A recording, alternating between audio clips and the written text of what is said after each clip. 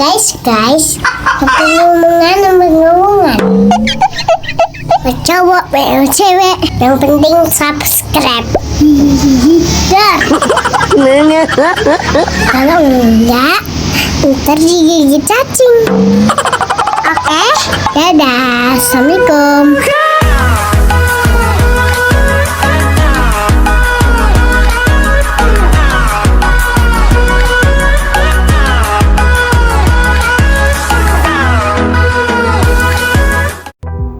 Assalamualaikum warahmatullahi wabarakatuh. Halo teman-teman, perkenalkan nama saya Siti Nurhalijah dengan NIM 121100079. Saya dari kelompok 13 dari kelas 4C PGMI. Di sini saya akan membahas mengenai membangun jati diri dalam kebinekaan. Selamat menyaksikan. Bhinneka Tunggal Ika merupakan semboyan bangsa Indonesia yang tertulis pada lambang negara Indonesia, yaitu Garuda Pancasila. Apa sih arti dari Bhinneka Tunggal Ika? Bhinneka Tunggal Ika yaitu berbeda-beda tapi tetap satu jua. Sedangkan secara etimologi, Bhinneka Tunggal Ika yaitu berasal dari bahasa kuno yang dipisah menjadi Bhinneka yaitu ragam atau beraneka, tunggal yaitu satu, ika yaitu itu. Semboyan ini diambil dari Kitab Sutasoma karangan dari Empu Tentular yang hidup pada masa kerajaan Majapahit sekitar abad ke-14 Masehi. Negara Indonesia merupakan negara kepulauan yang kaya akan sumber daya alam sekaligus akan kaya budaya, agama, dan suku bangsa. Oleh karena itu, anak-anak, keberagaman suku, budaya, dan agama di Indonesia ini adalah sesuatu yang patut kita syukuri karena adanya perbedaan. Itulah kita bisa menikmati hidup warna-warni hari ini. Nah, kita masuk pada ragam masyarakat Indonesia. Ada keberagaman suku. Ini merupakan contoh pakaian adat Nusantara di Indonesia. Dan ini merupakan contoh rumah adat Indonesia. Ada keberagaman budaya, keberagaman warna kulit, dan keberagaman agama. Serta ini merupakan contoh tempat beribadah di Indonesia.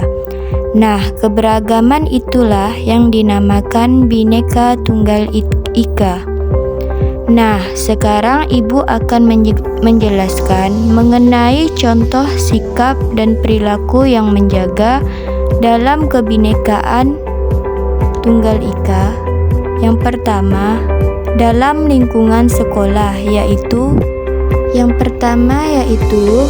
menghormati guru.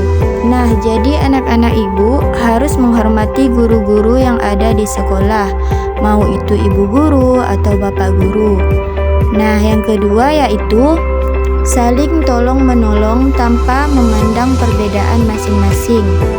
Nah, jadi anak-anak Ibu harus saling tolong-menolong maupun di dalam sekolah atau di luar sekolah tanpa memandang ia orang kaya atau orang miskin, dia beragama lain atau beragama Islam, seperti itu. Jadi, kita tidak boleh saling memilih dalam saling tolong-menolong ini, harus rata. Baik anak-anak Ibu, yang terakhir yaitu bergotong royong dan bekerja sama. Nah, jadi ini di sekolah anak-anak Ibu harus saling bergotong royong dan saling bekerja sama ya. Kemudian di lingkungan keluarga. Contohnya yaitu yang pertama, menghormati kedua orang tua. Kita harus selalu menghormati kedua orang tua kita, baik ayah ataupun ibu.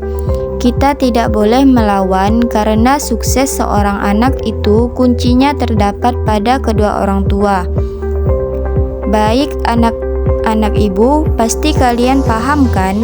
Jadi tidak boleh ada yang melawan kepada kedua orang tuanya. Nah, yang kedua yaitu saling mendukung, menjaga, dan menyayangi sesama keluarga. Jadi, kita harus saling menyayangi kedua orang tua kita, abang, adik, kakak, juga saling menjaga, saling mendukung satu sama lainnya. Tidak boleh iri-irian dan tidak boleh bertengkar.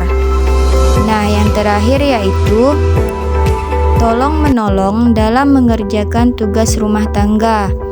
Nah, di sini anak-anak ibu harus rajin ya menolong kedua orang tuanya, menolong ibu dalam membersihkan rumah, menolong kakak, menolong ayah. Jadi harus saling tolong-menolong sesama keluarga. Yang terakhir, di lingkungan masyarakat. Contohnya yaitu yang pertama, toleransi dalam beragama. Apa Bu artinya toleransi? Toleransi itu artinya sikap saling menghargai atau menghormati.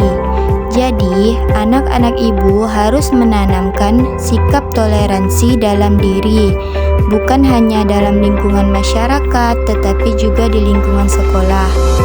Jadi, jika kita menemukan orang berbeda suku dengan kita, berbeda agama dan berbeda budaya, maka kita tetap menerapkan jiwa toleransi ini dan jangan membeda-bedakan dan jangan menjelekkan. Paham anak-anak ibu?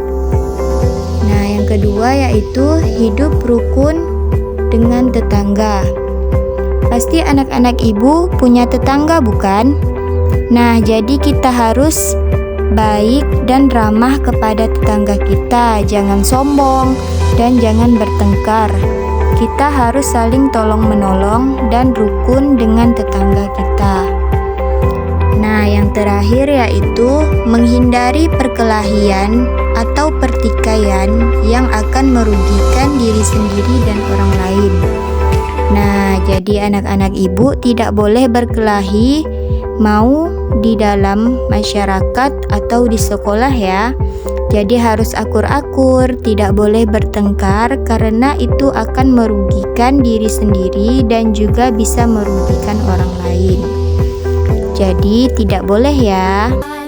Dikarenakan banyaknya keberagaman di Indonesia, menjadikan negara Indonesia menjadi negara kesatuan. Sudah saatnya kita berubah menjadi yang lebih baik, yang mana mayoritas bersatu dengan minoritas dalam rasa solidaritas.